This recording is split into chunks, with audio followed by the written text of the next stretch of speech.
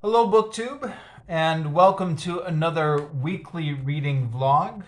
I've been working on these books here this week, although not working on them very much. It's been a rather pathetic week in reading for me.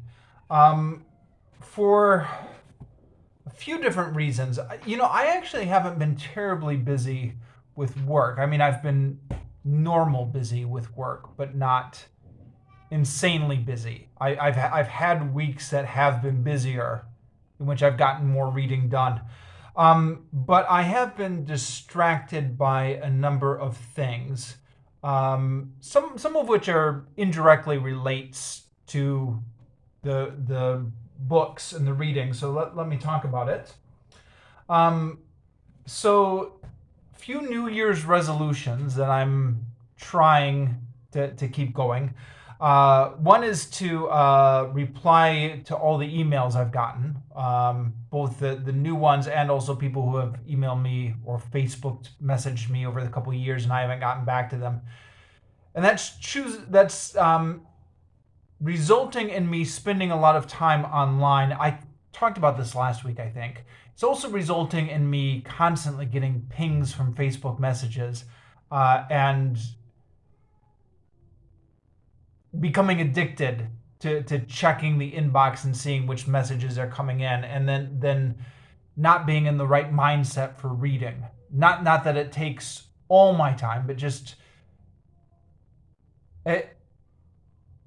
every time I get a ping on the phone that there's a Facebook message or check into it, it takes me a bit to reset my brain and reconcentrate or refocus on reading something. So that's not been a great thing for my reading.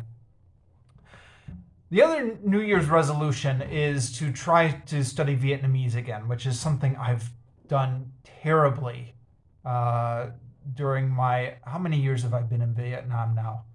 Been living in Vietnam for a number of years and have just been making terrible progress on Vietnamese. Same thing when I lived in Cambodia. Made terrible progress on studying Cambodian. Japanese I actually did all right on. For a few different reasons. I think the language was easier to learn, at least spoken Japanese. And also I was younger and more motivated, and also I was more immersed in the culture. Sorry, I'm rambling here. Point being, I'm trying to study Vietnamese again, so it means dusting this book off the shelves again and giving this one another try. I'm also doing Duolingo again and doing Quizlet again, etc. And the Duolingo, I don't know, the Duolingo, I like it because it's better than nothing. Doing 5 lessons of Duolingo a day is better than nothing. And yet, Duolingo is very much based off the same gamification that everything else on the internet or social media is. So all those pings and chimes and getting to the next level, it's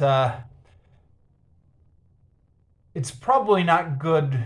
It probably has the same detrimental effect that all that other digital media has on your brain in terms of ruining your ability to concentrate long term. But it's helping me learn the language, I guess. But I've also got this book here, which I made a started video on, I don't remember, a year or 2 years ago now, and then haven't really progressed with. I was spending the longest time with this book trying to learn the alphabet. And there's audio that you can listen to for free online that goes along with this book. The audio, unfortunately, does not include the example words. It just includes the alphabets. And it includes the Vietnamese names of the alphabet. So like ba. Hopefully I'm pronouncing that right. I'm probably not pronouncing that right. But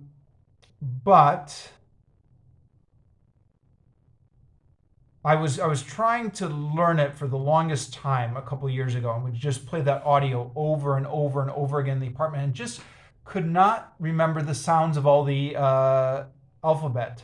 I'm a little bit tone deaf that way. So I'm trying this again, and I'm giving up on getting all the sounds perfect. I think actually you're not supposed to get all the sounds. It's not realistic to get all the sounds perfect initially, anyways. That perfection comes over time, not over just. It doesn't come from just being really rigid about it the first time you study it. It comes from as you get more and more into the language, you'll probably get more and more of a feel for the sounds. Um, so what I'm starting to do is just go one by one through the letters of the alphabet and make a check mark. So yeah, where's the one I did for today? So yeah, Ban Chu Kai Tieng Viet. It means Vietnamese alphabet, except I'm pronouncing it wrong. It should be something like Bang Chu Kai Tieng Viet. And then ba, and then tomorrow I'll go for ka, and just I don't know. It's rather slow and pathetic progress, but I'm also doing Quizlet and Duolingo at the same time, so maybe it'll even out to something.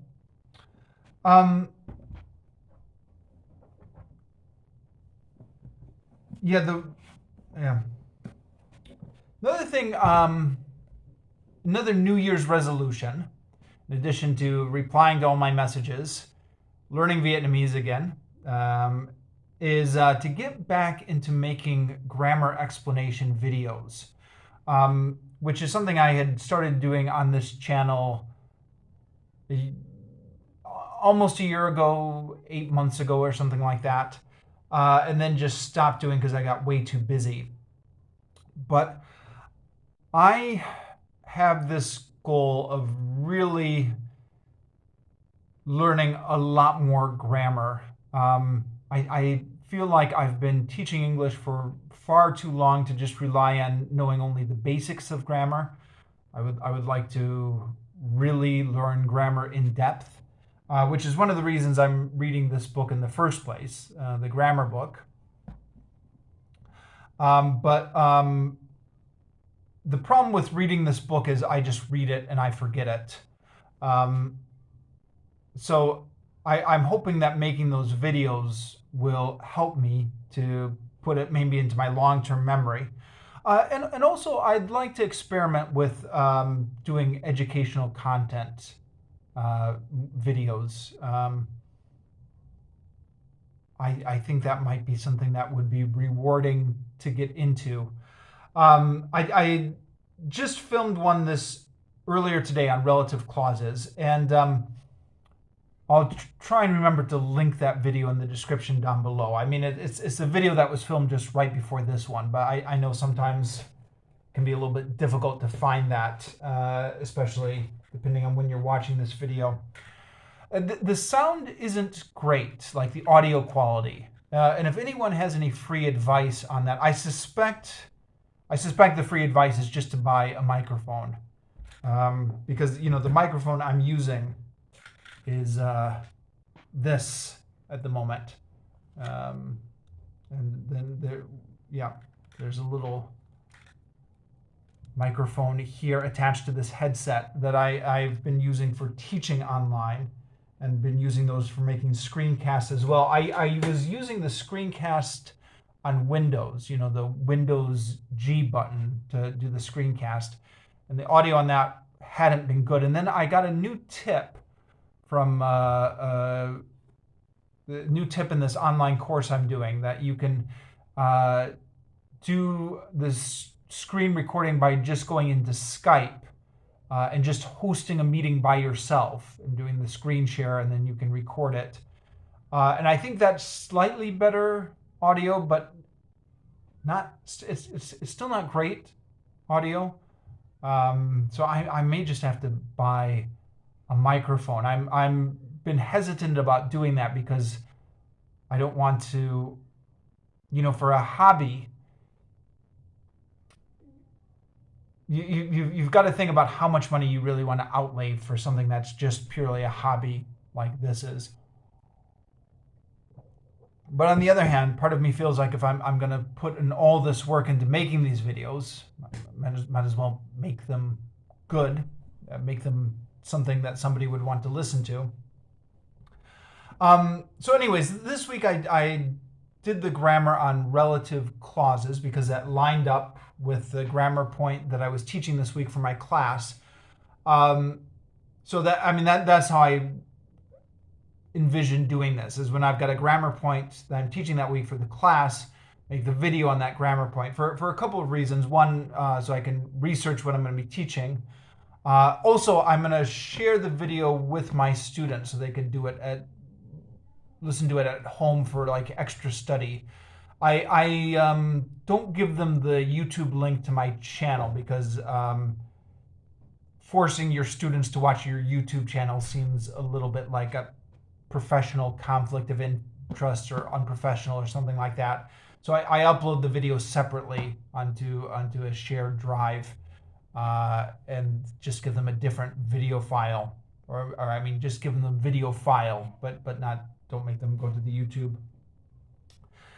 So while researching relative clauses, I was reading in this book ahead because I'm not up to the chapter on relative clauses. So I was reading chapter 28, introducing relative clauses, and reading chapter 29, more on relative clauses. But none of that counts towards my weekly reading because those are all ahead of where I am. And those were things that I plan on reading again once I work my way up to it in my chronological is not the right word, in my systematic reading of this book. So in terms of advancing the bookmark, I only got 2 pages read this week, 266 and 260 to 268. I didn't only use that book, though. I was going through my shelves to English Grammar and Use, Advanced Grammar and Use, Chomsky's Universal Grammar, which is not usually something I would use for ESL lessons, but they had an interesting little thing on the accessibility hierarchy of relative clauses, which I was able to use. Although that same information was also in here, but... and then practical English usage. So was getting all those information from there on the screencast I made for video on relative clauses. And then just got very little reading done otherwise. Herodotus, I just let lay on the shelves for most of the week without reading any of it. I read 4 pages last night, still in the section about the Spartan kings. Although, yeah, this Herodotus book, I have actually made, there's a new development here. I've been, what's the word? Not making progress on this book, sandbagging this book, is that the word? For so long that I'm a bit worried that I'm not really getting the reading experience by just reading a couple pages a week, not getting the experience of immersing myself in it, and also starting maybe to forget the information that was in the beginning chapters. So I've decided to listen to the audiobook for Herodotus when I'm at my computer.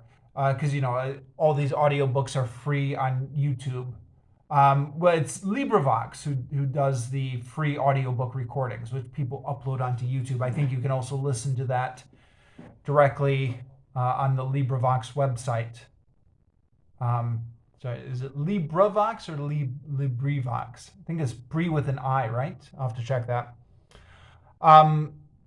So I've been listening to book 1 again, well, not listening again, listening to book 1 to review what I read several months ago, while I'm still moving slowly through book 6. So hopefully that doubling up on the audio book will make up for the fact that I've been making such pitiful progress on it on a weekly basis. And when I say make up for, I mean give me more of an immersive experience and help me to get more in the mindset with Herodotus.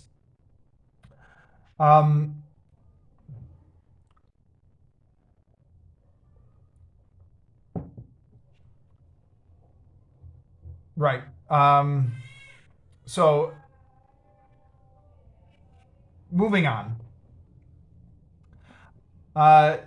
Two Towers is the book I've made the most progress on, largely just because this is the smallest book of all the books I've been reading. So it's the book that's just easiest to pick up and hold while I'm eating breakfast, or if I'm running errands, this is the book I bring with me.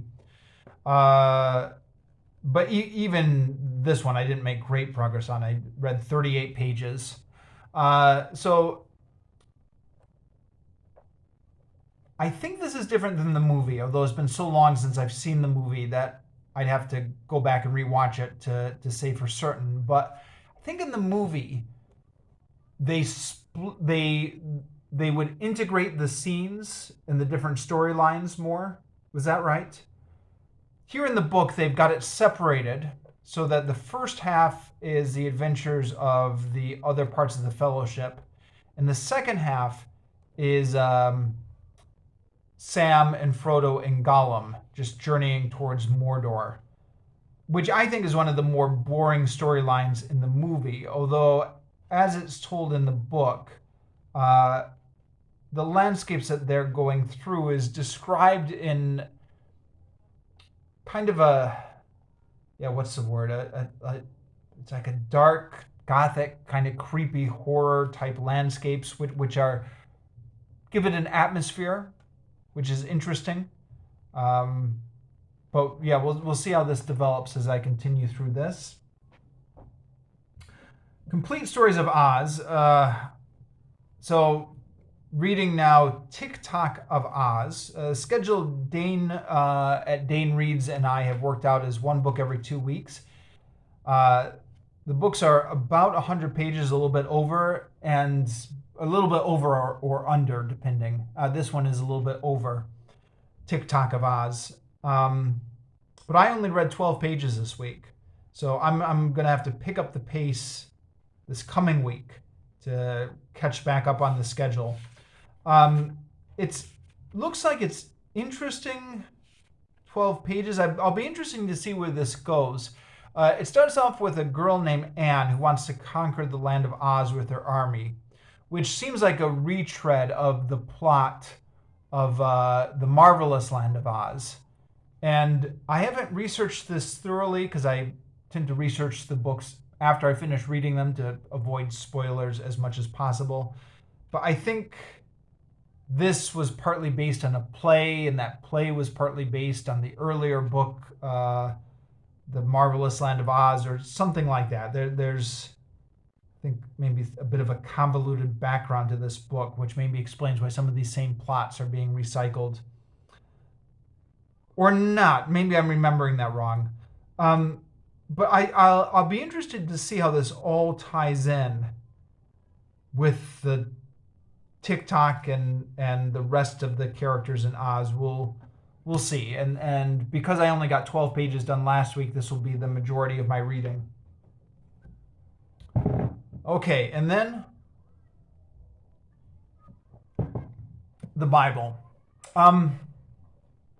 So continuing on with Exodus. Last time I was on Exodus 4. This time I'm up to Exodus 12 and 8 pages counted in this edition of the Bible. I got a question in the comments last time, or maybe it wasn't a question directly, but a pondering about how much of Exodus was historical. And I wrote a reply in that, but I thought maybe I would talk on it more at length, just because I love talking about this stuff. I'm fascinated by, as somebody who grew up in the church was brought up on these stories, I'm fascinated, and also as somebody who's interested in ancient history, fascinated by the question of how much of this is historical. Now, I'm not an expert, just a hobbyist, so take my opinion with a grain of salt, as always. But everything I've read or listened to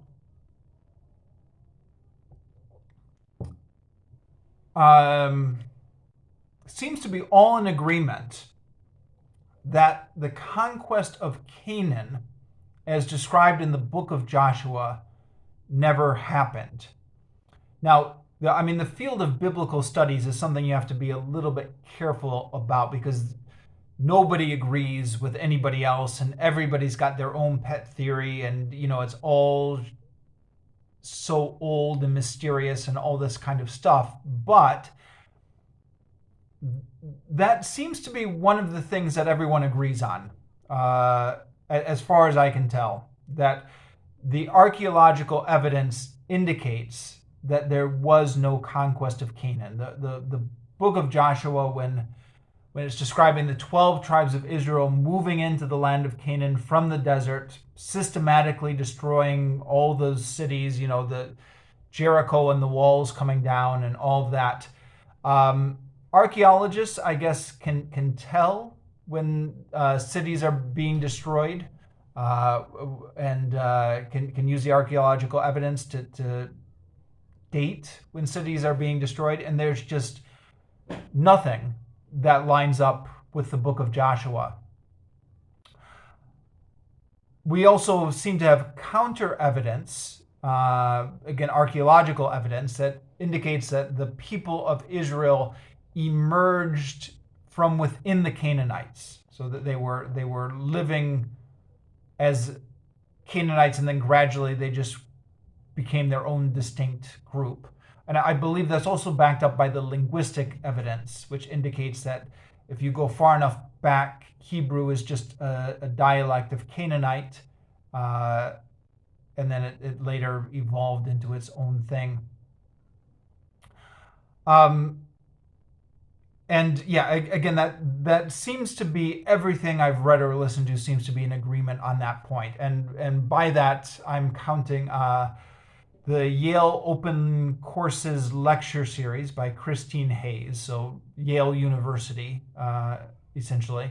The unauthorized version, Truth and Fiction in the Bible by Robin Lane Fox, which has an unfortunate title, in my opinion. But Robin Lane Fox is a respected scholar, if you Google him, even though that book kind of has like a conspiracy theory type title. The title's unfortunate, but the book is legitimate, I believe.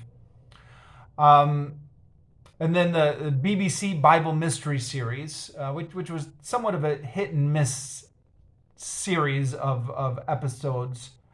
But their one on the Battle of Jericho, they after kind of teasing it for the first half hour, the second half hour, they come out clearly and say, look, this is what the archaeological evidence says. None of this ever happened. The Bible Tells Me So by Peter Innes, which is a book by an evangelical Christian, but somebody who's trying to wrestle with the question of what to do with the inaccuracies in the Bible. And the big argument that he headlines his book with is the problem with the conquest of Canaan and how it never happened. And yeah, what else? I think those are all the sources, actually. So all of those are in agreement that the conquest of Canaan never happened. So if there was no conquest of Canaan, and if the Israelites emerged from within the Canaanites instead of being an outside conquering force, then that would indicate that they didn't come out of Egypt. So consequently, not only is the conquest of Canaan disproved, but that would seem to disprove everything before it. No wandering in the deserts, no coming out of Egypt, no Exodus.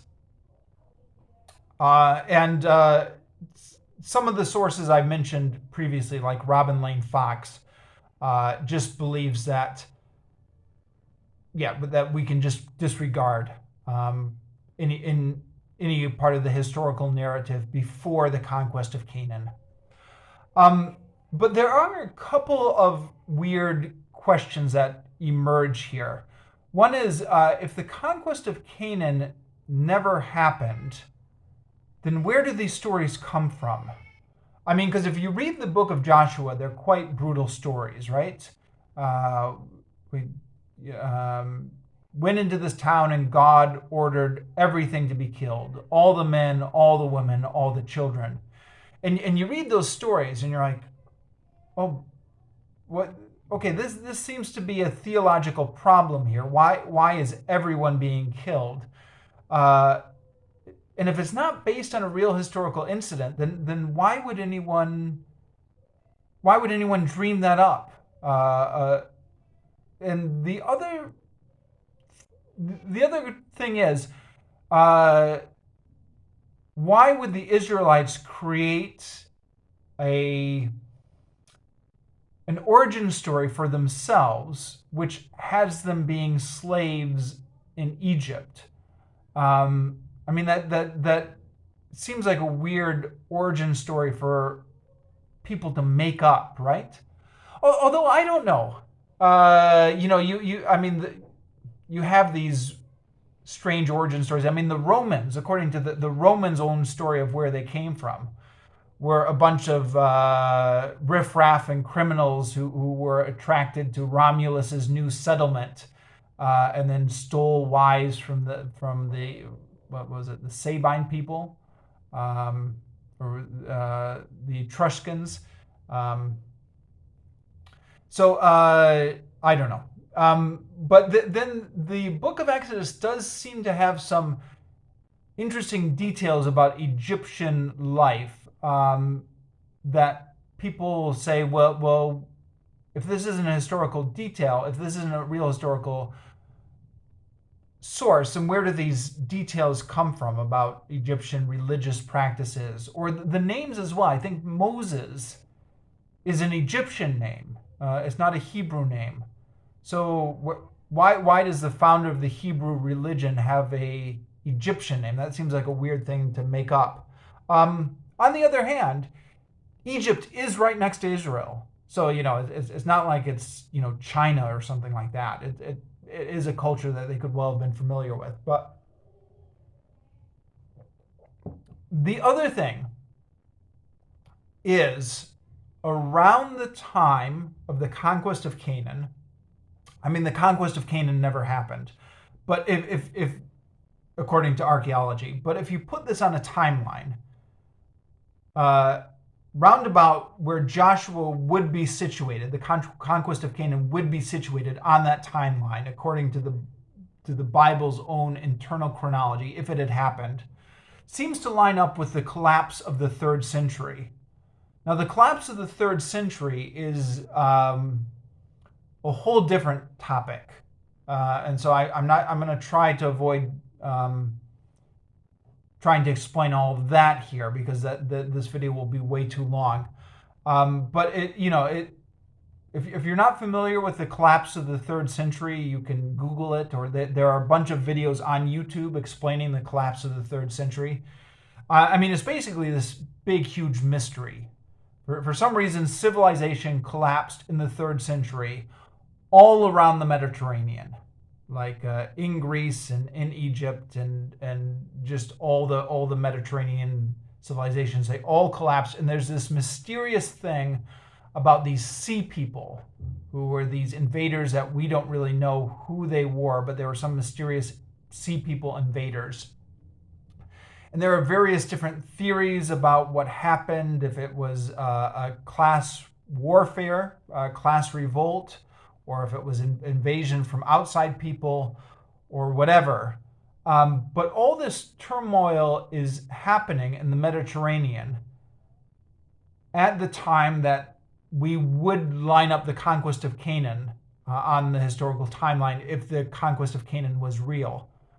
So Christine Hayes, I believe, in her lectures on the Old Testament, theorizes that maybe there was something happening here, some big upheaval related to the collapse of the 3rd century. That is where these stories came from. And possibly there was a group of Israelites that did come out of Egypt, like not the whole 12 tribes, not as it's just, not literally as it's described in Exodus, but a smaller portion came down and joined up with the fighting with their relatives in the land of Canaan. I'm not sure how credible that theory is. Christine Hayes, in her lectures, presents it as something which is possible, but her lectures, she tends to enumerate all the different theories that scholars are considering, and doesn't really put her fingers too much on the scales any which way. So you get the impression listening to her lectures that these are all options. Other people like Robin Lane Fox are much more skeptical of these other theories. And I think Robin Lane Fox has looked at, we know what didn't happen. It's no use trying to invent some sort of new mythology to replace the old mythology. But according to some theories, there could have been kind of an Exodus story which may have been the inspiration for this. I don't know. It's interesting to think about, maybe.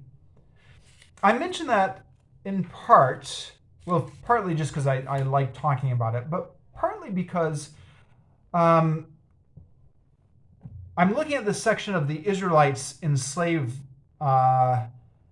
So Moses goes to Pharaoh and say, let my people go. Pharaoh says, no, I'm not going to let them go. And in fact, I'm so ticked off that you even asked me, that now they're going to have to make the same number as bricks as before, but I'm not going to give them the straw to make it because they're too lazy. So it says that here, the people's slave drivers went out with the overseers to speak to the people. Pharaoh has given orders, they said. I will not provide you with straw. Go out and collect straw for yourself wherever you can find it. But your output is not to be any less. So the people scattered all over the land of Egypt to gather stubble for making chopped straw.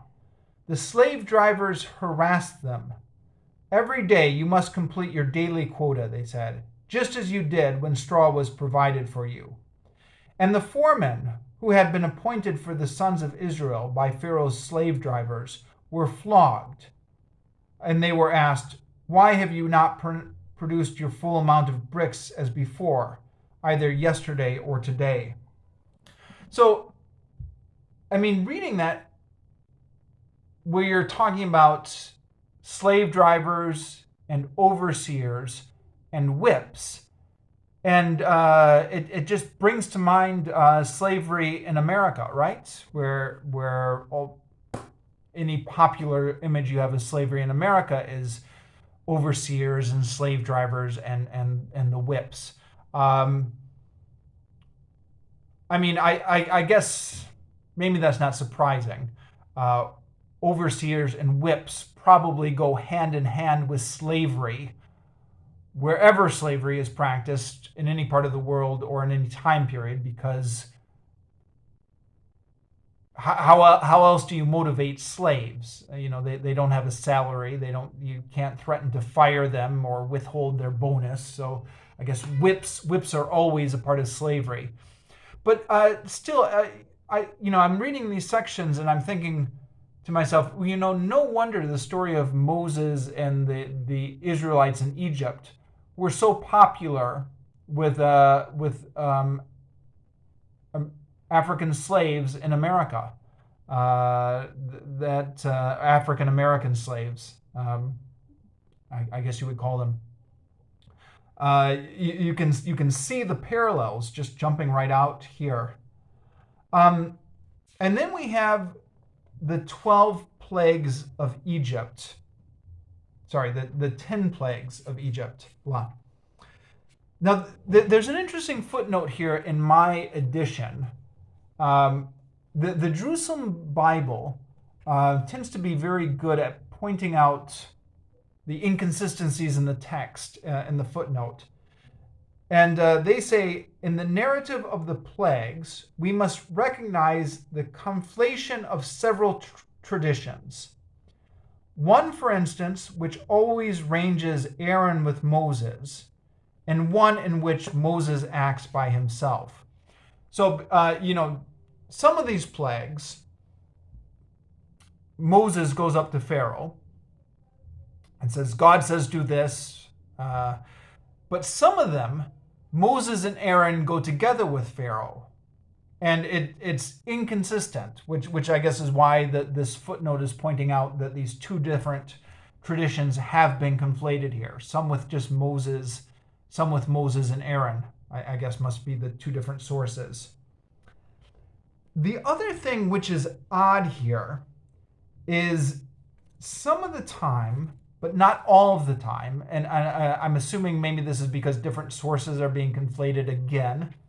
That's not stated explicitly in the footnotes, but that's what I'm assuming maybe. Anyways, some of the time, but not all of the time,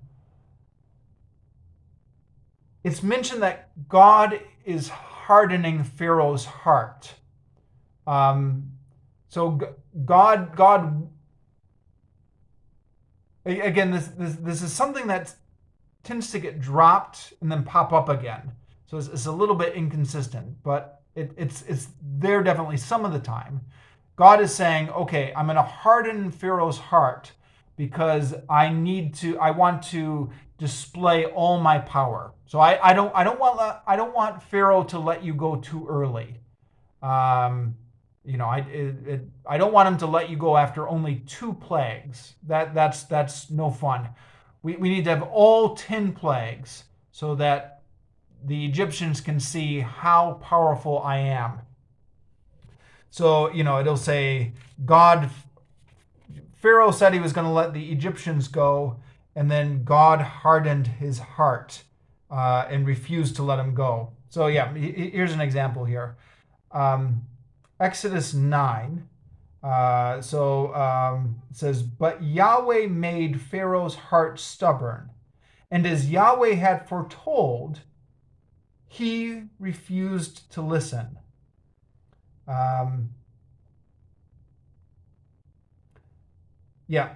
Actually, let me keep reading. This is all from Exodus 9. I'm just going to read it. Yahweh made Pharaoh's heart stubborn, and as Yahweh had foretold, he refused to listen. Then Yahweh said to Moses, get up early in the morning and present yourself to Pharaoh. Say to him, this is the message of Yahweh, the God of the Hebrews. Let my people go to offer me worship.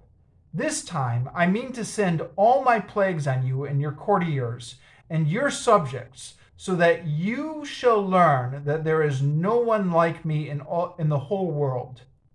Had I stretched out my hand to strike you and your subjects with pestilence, you would have been swept from the earth. But I have let you live for this, to make you see my power and to have my name published throughout all the earth. High-handed with my people still, you will not let them go. So, the message is, why are you being so high-handed with my people? You should have learned your lesson by now. But then you're like, but God, you're the one who's hardening his heart. So there's this weird thing where God is, according to the narrative, God is hardening Pharaoh's heart and not letting the people, not allowing Pharaoh to let the people go. But then the next day, Moses and Aaron are supposed to come out to Pharaoh and be like, okay, because you have been so wicked and because you have been so high-handed, now you're going to be punished by this. It's a very odd disconnect. And again, I'm wondering if that comes because of different sources. I think South Park years ago did an episode where they were satirizing this story, the 10 plagues of Egypt, and bringing to the forefront of their retelling of the story the fact that in the Bible it does say that God is hardening Pharaoh's heart and preventing him from letting the people go so that he can bring on all these punishments. And just what a bizarre dynamic that is, that Pharaoh is getting punished for not letting the people go, even though God is preventing him from letting the people go. And then we get into the plague of the firstborn. And the angel of death, although reading through this, something I had forgotten or had known in one time maybe and forgotten. In the text here, it doesn't actually say angel of death. It says Yahweh, like God himself is going through. I don't know where the tradition of the angel of death comes from, but it looks like in the text here, it just says Yahweh is going through. So, you have to paint the blood on your doorposts so that Yahweh doesn't come into your house, not the angel of death. I wonder where the angel of death tradition comes from. And then they're getting into all the rules for the Passover, and that's as far as I've gotten this week. So yeah, again, not a great reading week. I will try to do better next week.